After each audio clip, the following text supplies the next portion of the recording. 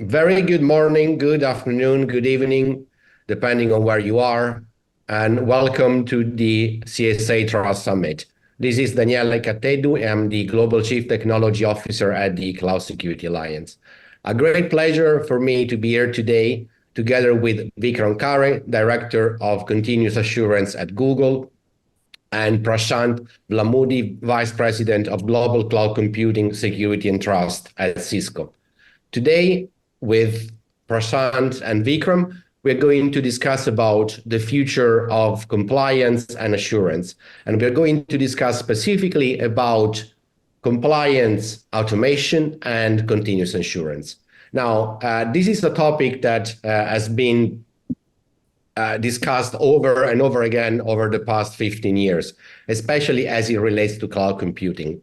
A topic that very often has kept people, awake at night, not because it's like nothing that it's going to put you in the front page of a newspaper, but because it's consuming substantial amount of resources when it comes especially to large and complex organizations. Now, before we get started, I would like to give the floor to my two esteemed guests in order for them to introduce themselves before we can jump into our conversation. Prashant, would you like to get started? Sure. Again, thank you, Daniele, and I'm glad to be here with you and Vikram to talk about continuous compliance and continuous assurance. I'm Prashant Vlamudi, as Daniele already introduced. I'm the Vice President of Global Cloud Compliance team at Cisco. In my role, I'm responsible to work with all of our cloud offers that Cisco makes generally available to its customers across the globe and enable them and have a strategy to help them achieve various certifications and regulatory requirements around the world. Also, I run the security operations for the federal stack of services that we utilize to support our products, especially catered to the US public sector market. Glad to be here. Thank you very much, Prashant. Vikram. Everyone, I'm Vikram Kare, Director of Continuous Assurance Engineering at Google. My responsibilities include building up GRC platforms and CCM platforms. Our goal here is to basically instrument continuous monitoring across all of the critical security, privacy, and compliance controls for Google.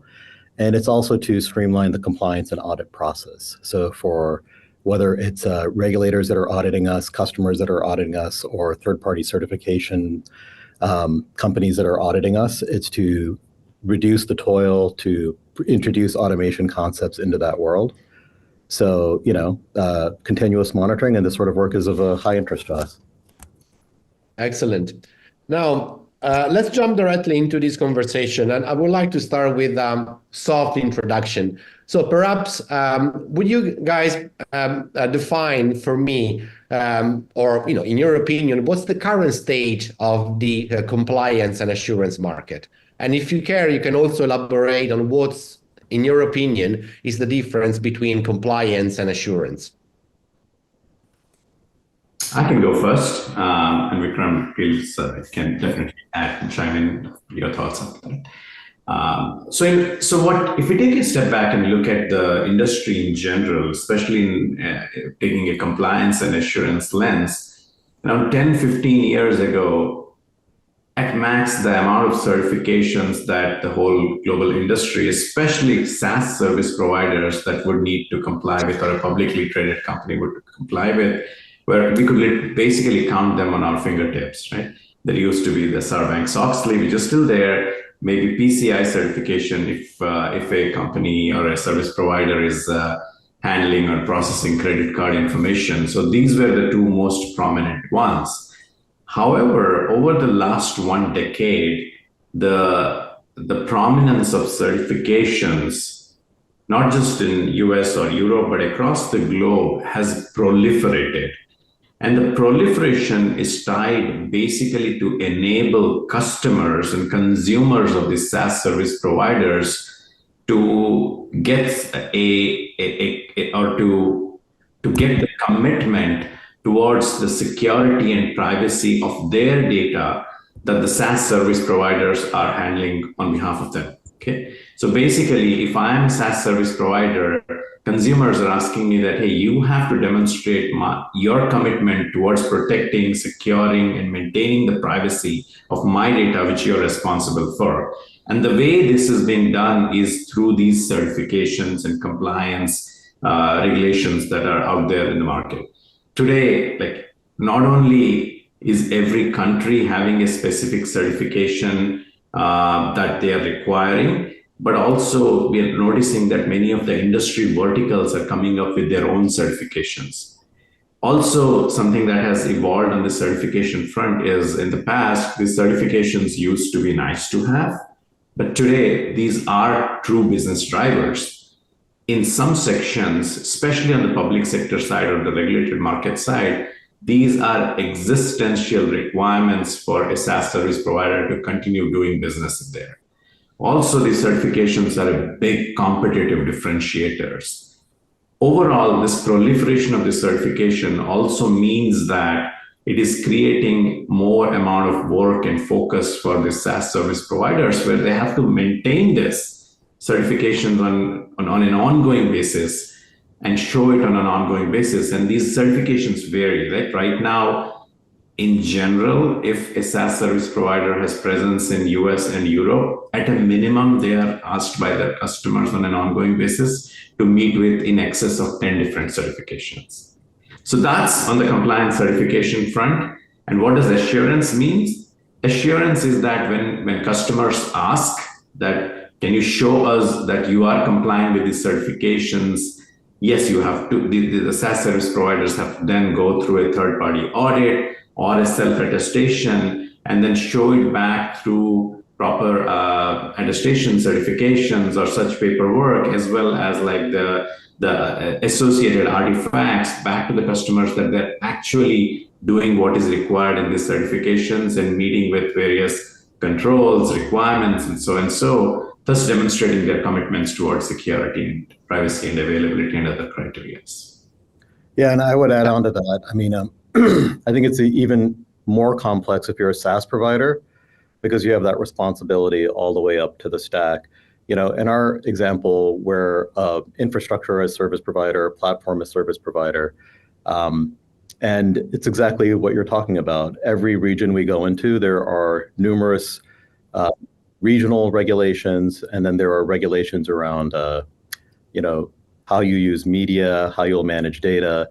There are privacy specific and then vertical regulations, and it just expands exponentially. You know, to answer your question, Danielle, about compliance versus assurance, I think that they should be somewhat more closely interlinked. You know, the compliance, to me, it's a program that is there to do what Prasant called out, which is to like provide the assurance that whether you're a third-party auditor or regulator or a customer who's auditing your environment, that you can show them that what you've committed to, you can actually do. And it becomes incredibly complicated because when you start looking at this plethora of regulations, you know, there'll oftentimes be conflicting requirements. There'll oftentimes be like common requirements. And, you know, it becomes a burdensome process to not just do this once, but you have to do it on a continual basis. These regulations will change over time. You might get notifications from regulatory bodies that you may have to conform to. And so you really have to step back and look at this. And like, because compliance touches so many different areas, it touches security, privacy, availability, resilience, you know, we personally think that there shouldn't be much of a divide between like what compliance is, what assurance is, and like how it's treated, whether it's security or privacy. Perfect. So, well, you throw there a lot of very important concept.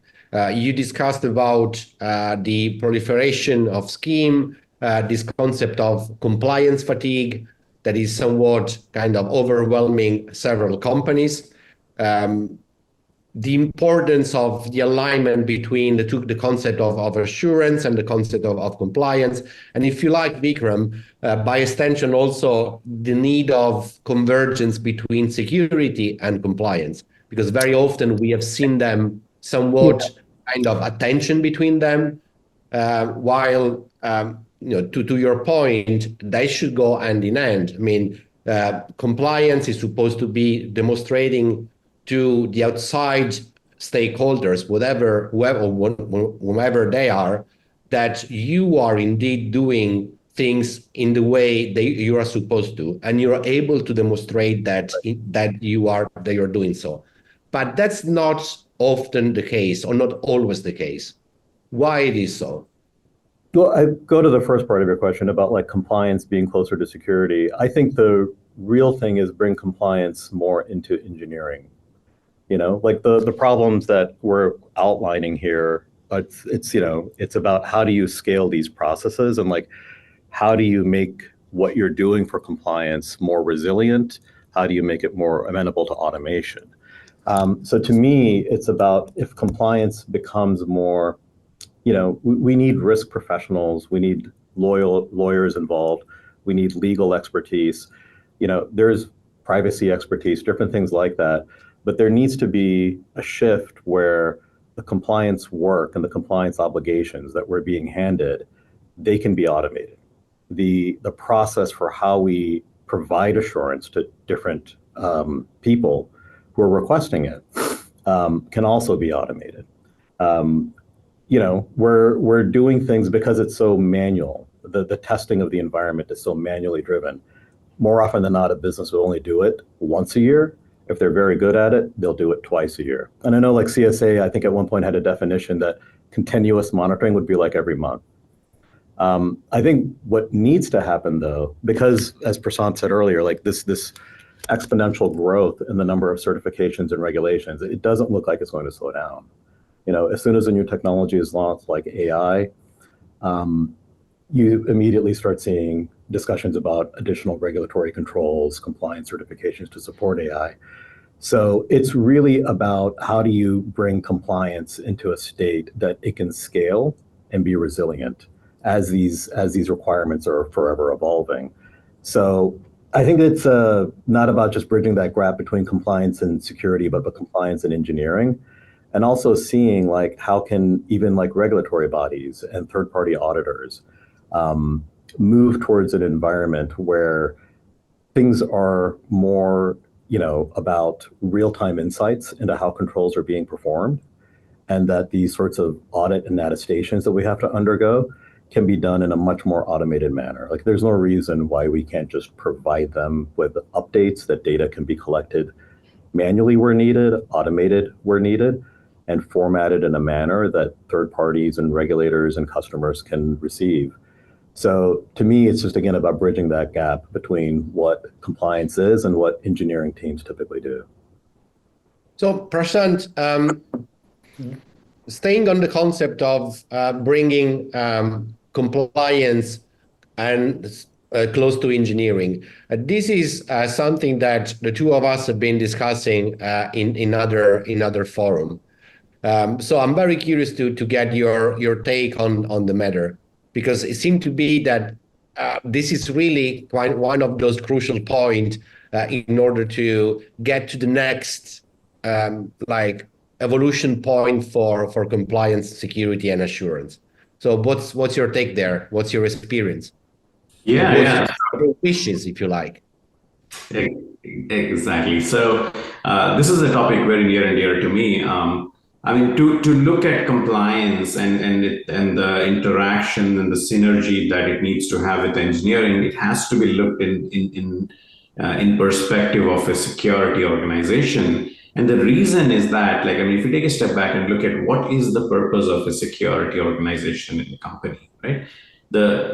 If I were to oversimplify that, it's basically to enable the organization as a whole to be more resilient to threats, both internal and external. And as that is happening, to reduce the overall risk profile for that organization. there is a very known concept in the industry, which is shifting security left, which is to what Vikram said, like merging security more and more into the DNA and the basic practices, the day-to-day practices of an engineering organization. Don't make security an afterthought, but it has to be more proactive and baked into the day-to-day operations of engineering. That's what security is moving towards. And a lot of the themes that we have seen in the last 5 years, so to name a few, like zero trust, then there was the supply chain security, and these days like security around AI, like risk management around AI. All this is being discussed and thought through in conjunction with moving security left, which is making or integrating it further with engineering practices. Now, when we look at compliance, what compliance is basically that customers or external parties, maybe consumer stakeholders or the regulators, that they are saying that, okay, can you show us that what you're doing to enable these security practices, which in a sense are improving your security, availability, confidentiality, and those criteria within the organization. Can you show us that you are doing this properly? Can you commit to these externally, right? Through some SLAs or through some various external commitment factors. So as security is baking in or integrating further with engineering to create better trustworthy technologies for consumers, there is a very, very significant opportunity for compliance to also be shifted left along with security, so that security in conjunction with compliance does not become an afterthought or a reactive motion, but a proactive motion by better integrating with engineering. So in essence, like whenever a code is being developed and being pushed to production, think through what security requirements can be put in place, and in essence also think through that how can this be demonstrated back to the customers through a certification, through a customer audit, through a regulatory attestation. And that is why that opportunity is existing in front of us, and everyone is thinking in the same terms. Like Daniele, you, me, and Vikram are thinking. Vikram from where he's sitting in Google, you're talking about from a CSA perspective. I'm at Cisco, but in general, we're also noticing that many of the updates that are happening to the compliance requirements, be it ISO, be it SOC 2, be it PCI, like all those are trending towards enabling and integrating with the newer and upgraded technology packages and the trends that are out there. So that opportunity is absolutely existing out there, and it's up to professionals like us to help enable push this through. I think there's also an advantage to this. Like it'll actually, if what we're working towards can be shifted left, I think it can actually reduce burden on our engineering teams. It depends on how your organization is set up, but you may be doing like a privacy review, a security review, a compliance review, design reviews. And, when you really look at these compliance regulations, they are highlighting all the points that Prasant mentioned. How do you protect confidentiality? How do you make sure that consumer data is being protected? Are you handling threats and vulnerabilities correctly? It's, one of the things that really can help here is if we shift it left, is that these engineering teams can get like a single set of requirements about what needs to be shifted left. From a security perspective, it's going to be very much about hardening the systems, mitigating potential threats, threat modeling, and different things like that. Compliance builds upon that because a lot of those security controls, they really do map to what these different frameworks want you to do. Some of the changes, though, is that it's what Prasant said, it's the evidentiary data. So one of the things that needs to shift left is it's exactly how do you prove that the security capabilities, the privacy capabilities, the availability capabilities you're developing are also generating the right artifacts, and storing them in some sort of system, perhaps a GRC system, that then can be reviewed, and then if it meets the criteria, be shared. And that reduces toil not only on the engineering teams because they just have like one set of security things that they have to do. It also reduces toil on the audit teams that have to work with the different auditors. And so to me, like the shift left effort is very complementary to security and provide privacy. And it's an opportunity to like make developer teams launch things faster and for compliance organizations to, frankly speaking, just do a lot less chasing internal to the company. So you essentially elaborating on the key concept of building compliance into the fabric of the development of the organization itself. We mentioned some of those that are considered somewhat buzzwords, so shifting compliance left, compliance as a code. And I'm not arguing that those are just buzzwords. The dream and the ambition here is to make sure that what you just mentioned is going to become reality fairly soon. And I would like also to elaborate a bit further on what are going to be the possible next step for that to happen. But before we go there, I would like to take a step back. So we touched upon compliance. But I'm curious also to get your opinion over the evolution of the concept and the needs for assurance. Now, when over 10 years ago, we initiated the STAR program at Cloud Security Alliance. As you pointed out in the beginning, the market was very different in terms of maturity, in terms of trust and compliance and assurance need. We were in a situation where the ISO 27001 or the SOC 2 were still good enough from certain perspective in order to satisfy assurance requirements for cloud computing. As the market has been evolving, we have seen much more sophisticated needs.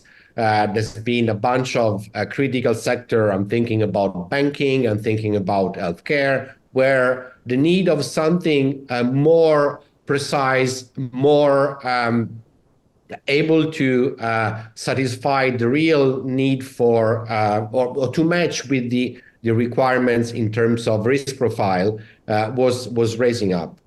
So we have seen, in other terms, this like shift towards a situation where point-in-time compliance was sufficient in a situation where, in a scenario where instead we need more of a continuous assurance, because clearly, depending on the risk profile of each organization, getting reassurance that something it's fine and is correct every 6 months or every 12 months could be acceptable. But there are other situations where instead you need to have that level of confirmation, that level of assurance that is happening on a continuous basis, whatever we want to define the concept of continuous, seconds, minutes, month, depending, I guess, on the type of controls that you are assessing. Now, what does it mean, in your opinion, moving towards a concept of continuous assurance? What is continuous assurance? How we can represent it? How we can ensure that we have tools and mechanisms for that to be a real thing, as opposed to just like some empty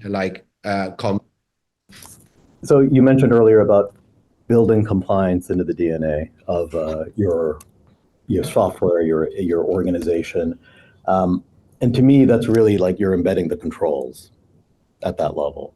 So what is continuous assurance? Like it's a few different things to me. You have to think through like, how is a control actually created?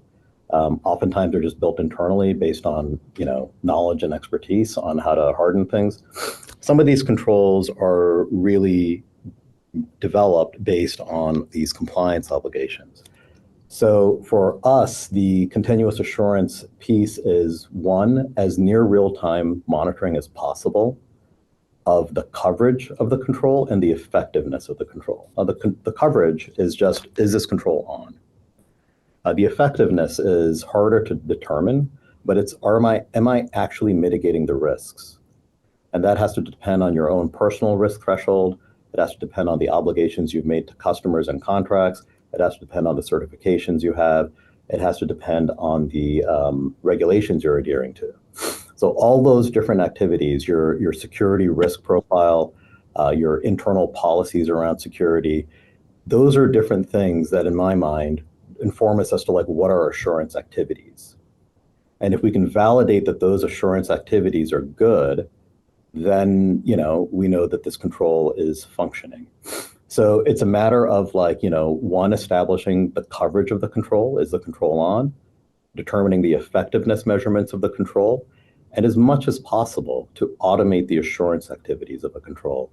So this becomes challenging because a lot of what these organizations need of us is process. It introduces process overhead. So, it's in some cases, the continuous assurance work is about enhancing existing control capabilities that you have already in your software systems.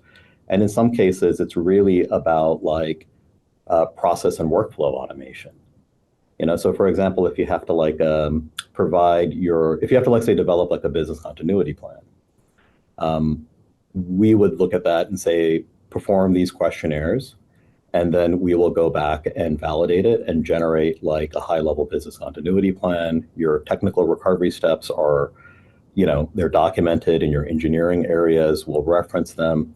And if you're not updating it on a regular basis, if you're not, storing the evidence in the right area, we believe that continuous assurance also means that you're generating alerts and tickets, and you're treating these areas of non-compliance like they're incidents.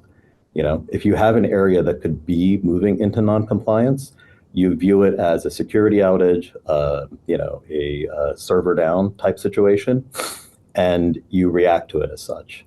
So that is continuous assurance. And if you work towards that, you'll see that there's other buzzwords out there like policy as code, compliance as code, different things like that. And you're really solving all those buzzword problems by performing these activities. Beautiful. Prashant? Yeah. So I'll piggyback off what Vikram just mentioned. And also, like you were also alluding to those theories and philosophies that exist today that can be changed in LA. Like traditionally, audits which are required for compliance or certifications used to have a cadence, and the cadence is even it exists today, right? These manual audits, like either an external audit or an internal audit, it's either once every 12 months or at a max twice every 12 months, right?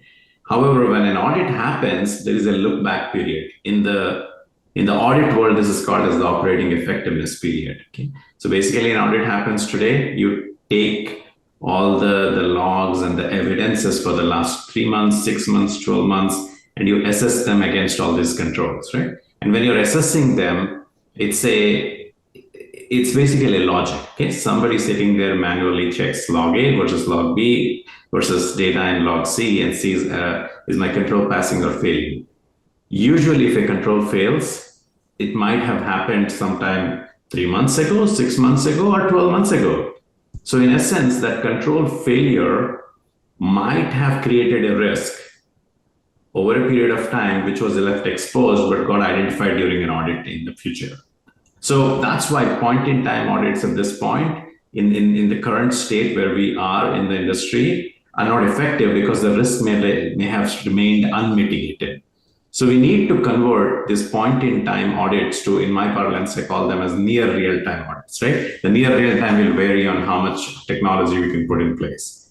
What I'm talking about when I say near real-time is, again, like all these audits and the checks of these controls is basically an analysis, a logic, okay? You look at log A, B, C, and then you analyze the data and see that is the control passing or failing.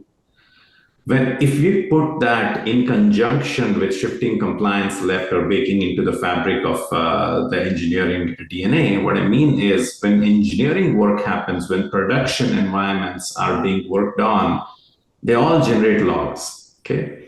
We need to, as compliance professionals, work towards taking these logs from various systems into a GRC solution or some middleware platform, take these logs in on a near real-time basis and write rules engines or through a rules engine, or put some logics in this around these logs, and test that control using these logics on a near real-time basis. And if a certain control fails, raise a flag.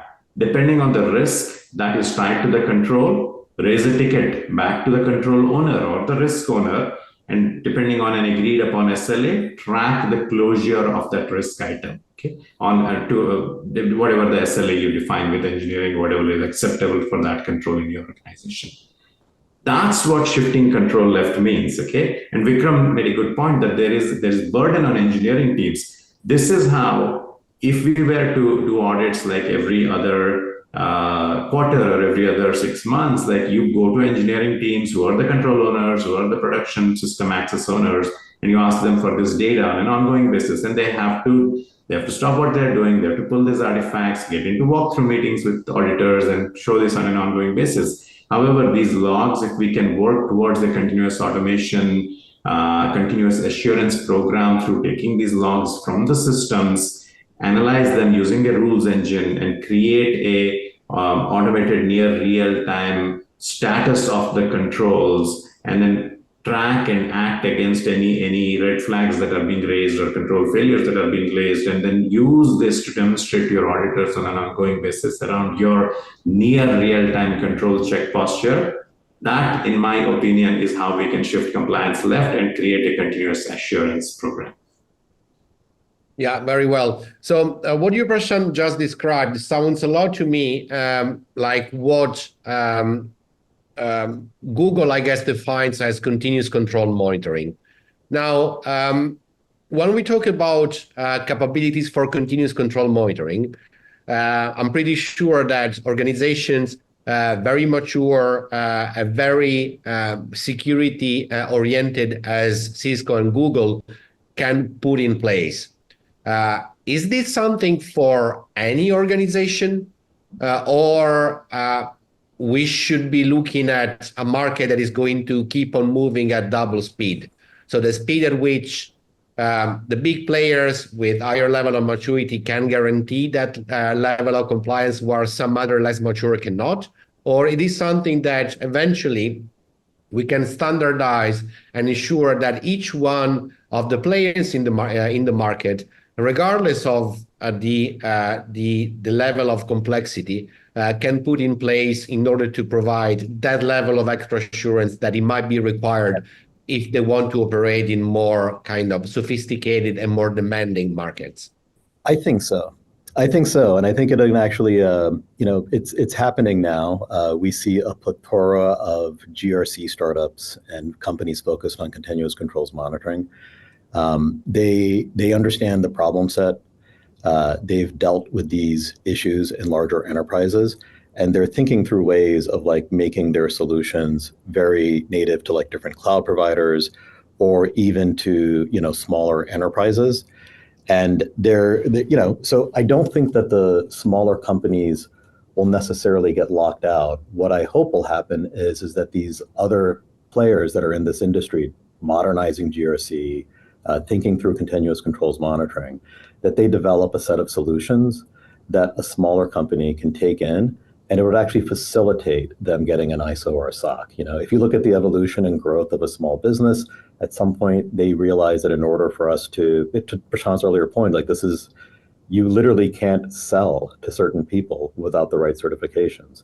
My hope is that these smaller companies actually helped in a way to achieve compliance, and then they can actually open themselves up to bigger markets.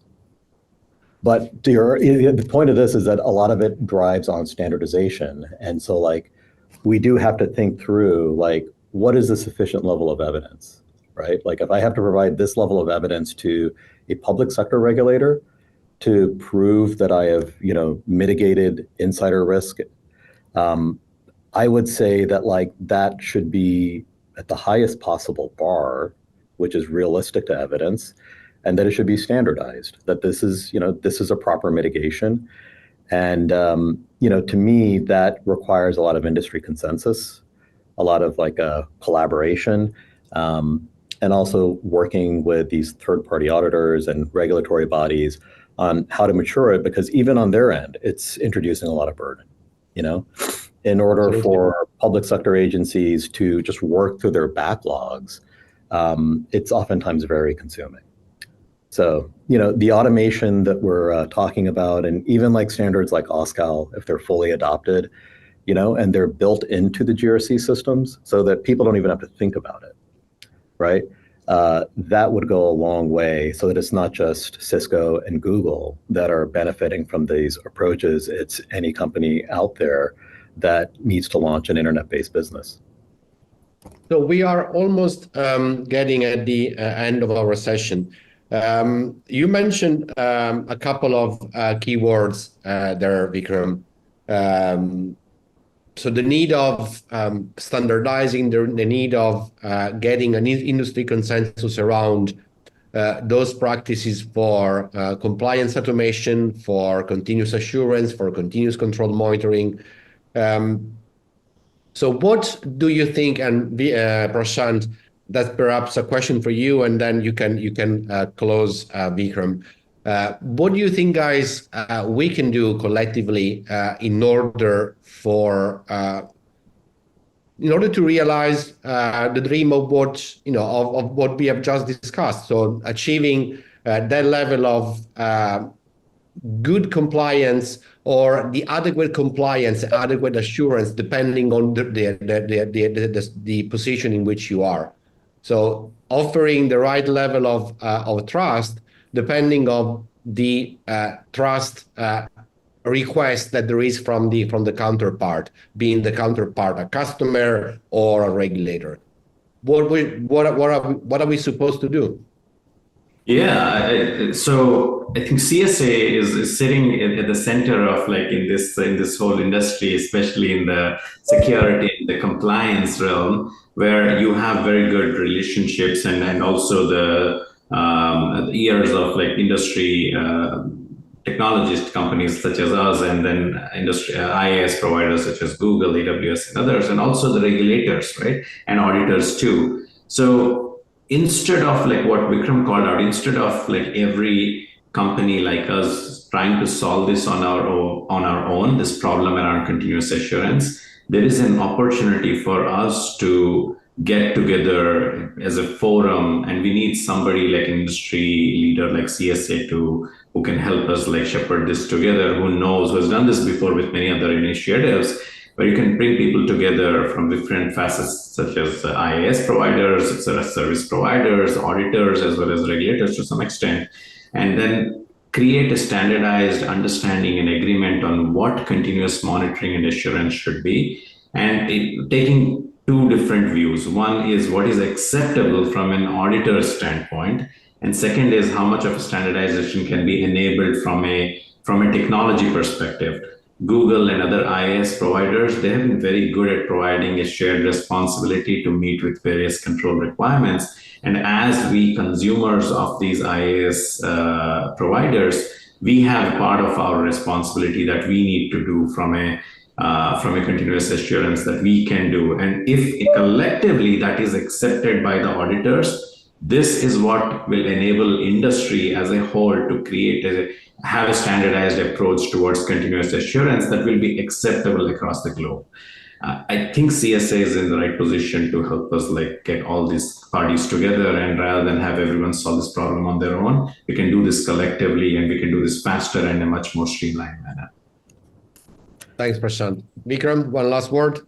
Yeah, and to add on to that, I think this is it's a collective pain point for all of us, and so working together towards solving this is very critical. I mean, I think like one of the one thing I think everyone in IT understands is that if you want to automate something, it has to be standardized. It has to be repeatable.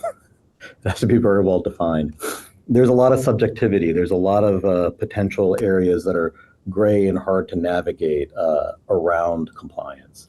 And so for me, it's like one of the outcomes I would love to see is that regulatory bodies are enabled and third-party auditors are enabled through best practices, standards, different things along those nature, to start moving towards continuous compliance, that we can like provide them with perhaps a machine readable format that they can ingest into their own systems and quickly measure and see just how compliant we are. That sort of like toil reduction is beneficial to all. And I think it actually improves the security and privacy standards that we're attesting to. At the end of the day, this isn't about like watering down what needs to be done. It's about strengthening it by making it more disciplined, by making it more engineering driven, which in turn can make our compliance processes more resilient, more available, and much easier to manage for everyone involved. Thank you very much. So I guess that with this call for action, which is, I think is the best way to get to the end of this great conversation, we are going to, well, certainly I can guarantee you that CSA is not going to shy away from a role of leading into a space where we have been operating, as you mentioned, for quite some time, since effectively when we created the STAR program, which for those of you, and hopefully there are not too many in the audience that are not familiar with, I would encourage you to familiarize with.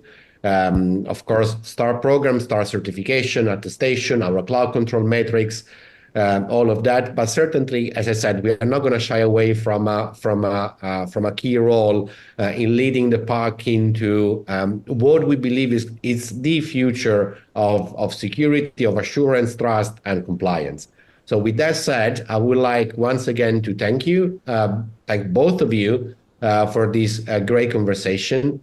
And perhaps next time we are going to discuss with our audience about a new initiative, which sounds like in the order at this point. Thank you very much. Thank you.